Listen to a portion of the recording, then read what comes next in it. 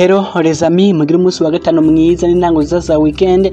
Ndabaye kazi kuna Web TV turabira amakuru inkino yasohotse uyu munsi mumenyesha amakuru bitandukanye. Igerekerezo ya 12 z'ukwezi kwa gatatu mwaka 2021 ku munsi w'ejo Coupe du Président yarabandanije imigwi nka Kayanza United, imigwi nka Titwa Academy yinga kuri Muzinga na Aigle Noir, iyindi migwi yo mu cyo cambere iseze bitararenga umutaru. Akaba ari uko imigwi zohora muri kimwe cy'umunani mu rutonde rwamaze gusohoka. Urukino rumwe rukomeye n'uruzohuza Vitaro na Rukinzo mu gihe Tel Aviv izokina na Flambeau Centre, Musonga tikine niza gutsinda hagati ya Buhumuza na Reserve, mu gihe Bumamoru izokina niza gutsinda uyu munsi hagati ya Dynamic na Makamba United, Interstar izokina niza gutsinda uyu munsi hagati ya Message Ngozi na Aigle Noir B, mu gihe Olympic Star izokina na Lydia Dike Burundi, Lumiere de Mumba izokina na Garage Express, mu gihe Royal FC Muramvya izokina na Bujumbura City. N'urukino rukomeye mu by'ukuri ko ruzohuza imigwi yose yo mu cicaro icambere. Tukinga ku mugano wa Afrika nyene bamwita Patrice Mutsepe,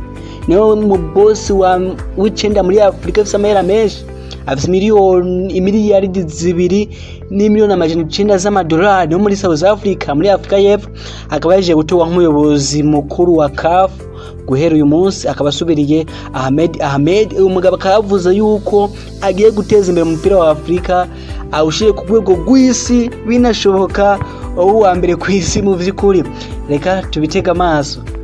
Daily Telegraph ngo gucubwongereza yagarutse kuri Amadi Diallo itubwira ati Ole Gunnar Solskjaer yazuye iyindi mpano shasha, yazanye indi mustari mushasha hagaze ku rukino rwahuje Manchester United na Arsenal muri Europa League kimwe cy'umunani gishiri cyanyuma bangana n'izindo kimwe mu kindi cyatizwe na Amadi Diallo mu petu y'imyaka 18 wo muri Cote d'Ivoire.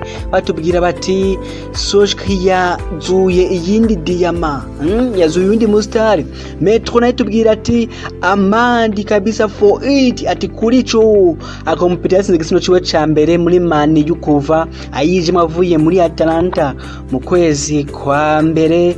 Mugena The Times imukezi ivuga ati United yarose umustare mushasha. Mugenda kimesha makuru naco kitubwira kiti garuka kuguru kino nyine kitubwira kiti ni gute hari Magwaya ushico gitsindo abantu baravyirukina mwabibonye ahushe gitsindo ewani zamuri garagara umupira ugakubita ipoto mu vyukura kwabagiye amwe baza kwavuga bati ni gute uyu mugabo yahushije iki gitsindo. Tutu Sport mu guca Butaliyano navyo n'indi yagarutse tubwira ati Asemira yagarutse yazutse ikwinota rimwe Old Trafford n'igitsindo cyo hanze.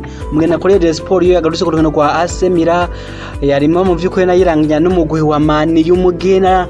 Gazeta de Sport ku mapuro ziroza yo yabigarutse kutubwira ati Asemira ya 2007 mugiye kuyibona ati Asemira igiye kubamara mu vyukuri. Akakora The Sport nayo yagasino ku rukino rwa huje AS Roma n'umugwi wa Shakhtar. Roma yatsinze ibisindo 3 mu busa mu vyukuri. Shakhtar murayibuka ivyo yakuri Real Madrid mu matsinda ya Champions League ariko kacija muri Europa League, ikaba yari yarayitamitswe na AS Roma 3-0 3-0 mu vyukuri. Roma yarose intsinzi ikomeye yo kubesha amahirwe yo kuja muri kimwe cya kane gishire ca nyuma. Tukuri kuri Corriere dello Sport nyine mu gihugu c'Ubutaliyano ikaba yagarutse no kuri Cristiano Ronaldo itubwira ati ivya Cristiano Ronaldo muri Juventus bimeze gute nyuma yo gusezererwa muri Champions League bakamwibasira abalegende ba Juventus.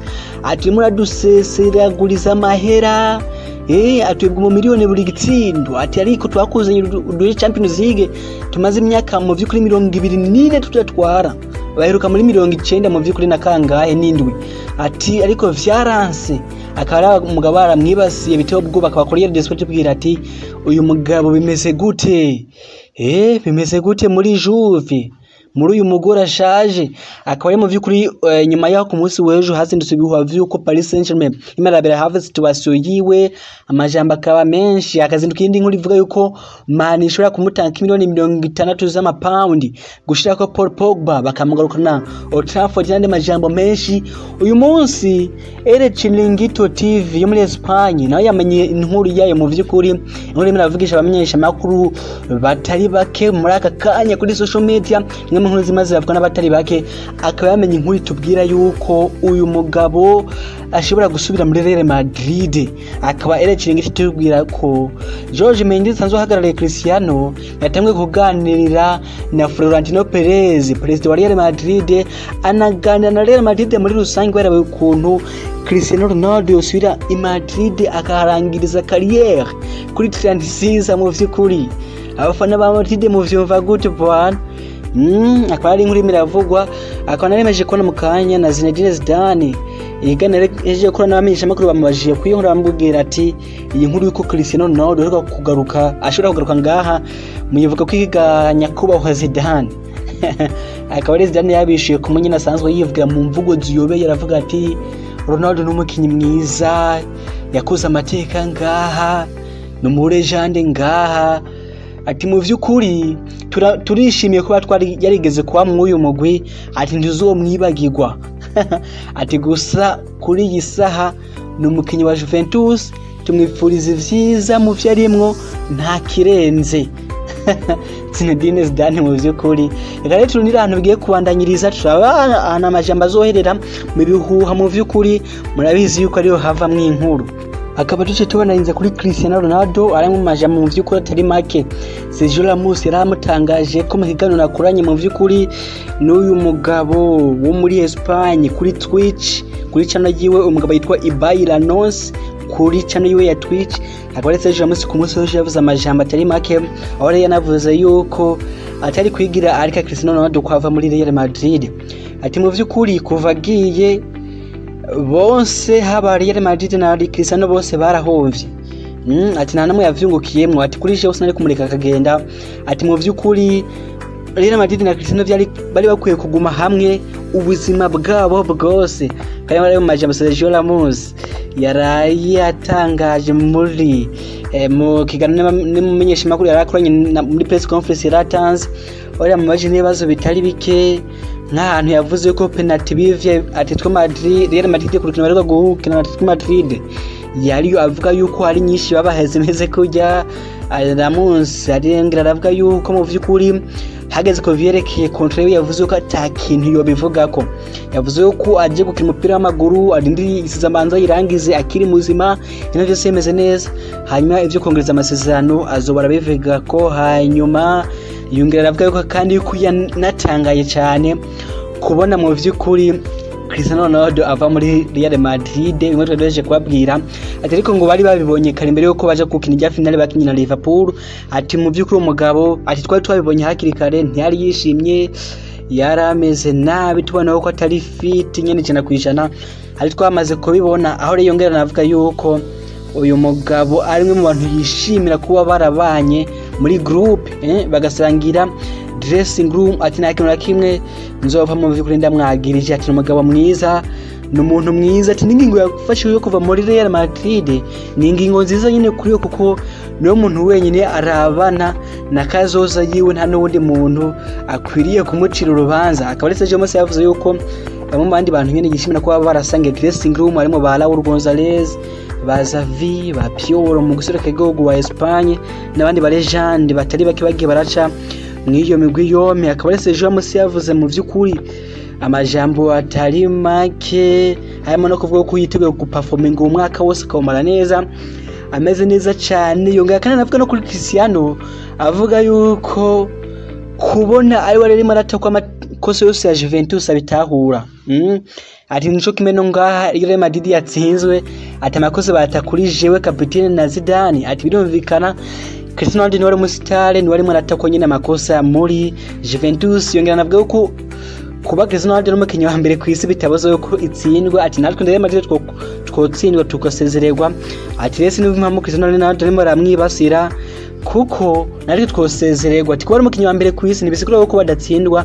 Ati umupira w'amaguru. Akaba Zidane Ramos yanavuze yuko umuntu akomeye canke ikipe bakomeye bamaze guhangana nawe avuga yuko yigeze kubona ari Barcelona ya Pep Guardiola ya 2009 2008. Ati niyo kipe mu vy'ukuri komeye tumaze guhangana. Anavuga yuko bamwe mu bakinnyi bamuguye barimo Zidane na Ronaldinho. Yavuze amajambo menshi.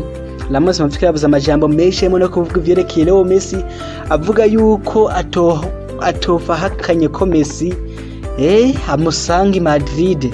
Ati Messi mu vy'ukuri aramutse afashe ingingo yo kuza ngahe Madrid ndamuhaye ikaze ananaze nonemera kuba ndamuhaye indaro iwanje arimo arahiga inzu yo kubamwo. Sergio Ramos mu by'ukuri ubona ko yavuze amajambo menshi meza ta mutima muburimo ubona ko yabivuganye mu by'ukuri umutima mwiza udashizemo ibintu byo guhangana muri football kuko yanavuze n'ijambo kuri Pique avuga yuko Pique ari umwe mu ba central backs bamyikorero beza bamaze gukorana be na Pepe anavuga yuko Pique batiriko baranabwirana amajambo ahubwo barabana mu mazi bagatahurana ati dukeneye gukora iki ati Pique ni umuntu w'umukapo akaba rero Ramos mu by'ukuri yavuze amajambo atari make akaba n'ikimenyesha makuru mu gihugu ca Espagne ariyo cyagarutse nyine kuri Sergio Ramos akaba cyagarutse ku majambo nyine yavuze avuga ati umupira w'amaguru hamwe abakinyi beza nababi nta bakinyi bato canke bashaje baba mu mupira w'amaguru ahubwo habamwe beza nababi yagaruka ku ijambo ryavuze na Santiago Bernabéu president wa Real Madrid aho rero masigura yuko ashaka gukina ikombe c'isi cha 2026 akaba umukinyi wa mbere ku isi akaba ibikombe vy'isi bitandatu akaba na AS yabigarutse ko avuga ati intumbero niyo gukina igikombe c'isi cha 2026 akaba umukinyi wa mbere akina ibikombe vy'isi bitandatu mu mateka akojoka megizora muri Mexique Ramos zo afise imyaka 40 akamuvigwa magabo afise intumbero yo ku gikina akaba kandi ntogira ntabwiye kuri jambo yanavuze ko bamubaza umukinyi abona Real Madrid yosinyisha hagati ya Haaland na Mbappe abona Real Madrid keneye cyane aho yivuze ati dukeneye Haaland niwe nimero 9 ajyana wana yica niwe mukinyi dukeneye mu by'ukuri niwe notura umgencagure hagati ya Mbappe na Haaland tubanije kuri Haaland nyene akamuna Deportivo yagarutse kuri Barcelona tubwira ati objective canke intumbero ati intumbero ni Agüero Haaland na Alaba na Garcia na Depay muri rici no option za mbere Barcelona ifisi z'abakinyi gusinyisha ati intumbero ikomeye kuruta izindi ni Haaland bari tuguye kumutaka miliyoni 110 z'amayero guys reka turizana bizohera reka bakatubwira yuko ikibazo cy'ubutunzi kibandanya kuba ikibazo sport yitubwira ati Koeman kuri Eric Garcia vyamaze kuba okay umukinyi we wese naho bamaze gusinyisha kera nta gisigaye uyu mugabo ni kugaruka muri Barcelona akava muri Manchester City umyugara akiri muto akaza gufatanya n'abarimo ba Araujo barengire n'abandi cye kuri transfer ntoya nyene abafana ba Chelsea mwari mukwiye kumenya Meore Pulisic aho umwanya ukuyemo ku ntwaro ya Tuchel umugabo ngashobora kugurishwa mwiri cyo aho Chelsea yamaze kwidentifya Kingsley Coman wa Bayern Munich yasina kongeza amasezerano mashasha nakayumvise hiyo ofa Chelsea imiramuha kuzosheza kubasimburira Kisane Pulisic ashobora kuivamwo mwiri cima yo kudafitinga muri system ya Thomas Tuchel uyu modagi Chelsea reka guhakaza ko kwimenyereza l'équipe twirangirije ko ikabitubwira ati take over ati bwamaze gufatwa iravuga ubuki ubwami canke imbaraga bagorutse kuri Haaland batubwira ati abantu bagiye gusubirira ibihangange Cristiano Ronaldo mu by'ukuri na Leo Messi barimo baragenda vyanka bavuga ati ubu nibwo bwami bushasha bugiye kuvuka guys mugire umunsi mwiza nibe vyiza indanguza za weekend murakoze